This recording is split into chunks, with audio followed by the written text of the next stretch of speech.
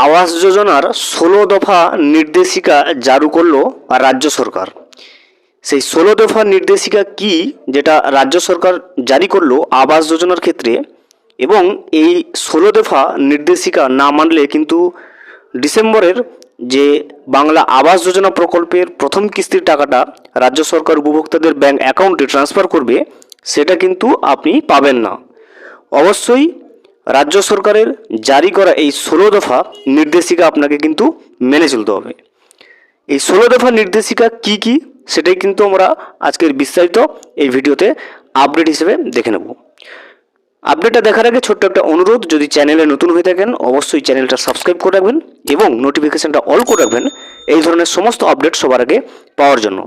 চলুন, রাজ্য সরকার কর্তৃক যে ১৬ দফা নির্দেশিকা আবাসের ক্ষেত্রে চালু করলো সেটা আমরা বিস্তারিতভাবে দেখে নিই।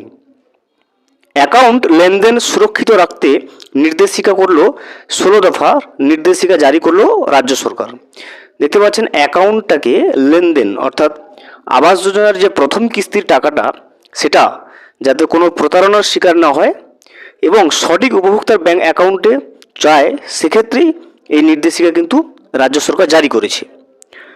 সাম্প্রতিক ট্যাব কাণ্ড থেকে শিক্ষা নিয়ে রাজ্য অর্থ দপ্তর বিভিন্ন প্রকল্পে উপভোক্তাদের অ্যাকাউন্টে সরাসরি লেনদেন সুরক্ষিত রাখতে ১৬ দফা নির্দেশিকা জারি করলো। আমরা জানি যে ট্যাব কাণ্ডে যাদের অ্যাকাউন্টে টাকা ঢোকার কথা তাদের অ্যাকাউন্টে না ঢুকে অন্য অ্যাকাউন্টে কিন্তু অনেকের ক্ষেত্রে ঢুকেছে।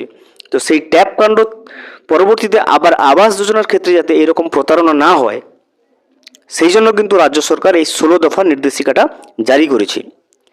এবার থেকে সরাসরি ব্যাংক অ্যাকাউন্টে টাকা দেওয়ার আগে কাগজের নথিতে নয়, অনলাইনে ব্যাংক অ্যাকাউন্ট যাচাই করা হবে বলে ওই নির্দেশিকায় জানানো হয়েছে।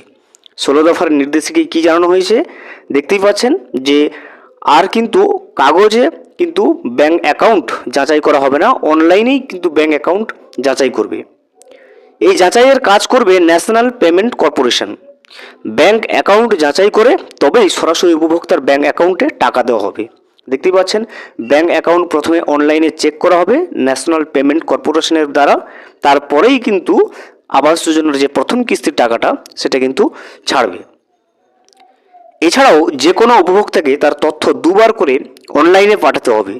অনলাইনে প্রতিটা উপভোক্তার তথ্য কিন্তু দুবার পাঠাতে হবে, যাতে তার নাম, ফোন নম্বর এবং ব্যাংক অ্যাকাউন্ট সংক্রান্ত তথ্য ভুল হলে তার সংশোধন করে নেওয়া যায়। একই সঙ্গে উপভোক্তার দেওয়া ব্যাংক অ্যাকাউন্ট রাজ্যের কোনো শাখার ঠিকানা হতে হবে।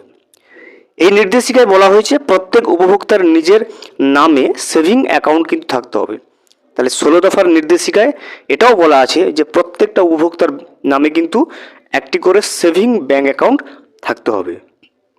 প্রত্যেক উপভোক্তাকেই দপ্তরের তরফ থেকে টাকা জমা পড়লো কিনা সে সংক্রান্ত তথ্য কিন্তু পৌঁছে দিতে হবে। এর জন্য SMS অ্যালার্ট চালু করতে হবে উপভোক্তাদের জন্য। সম্প্রতি ট্যাবের টাকা গায়েব হওয়ার ঘটনা প্রকাশ্যে আসতেই হইচই শুরু হয়ে যায়।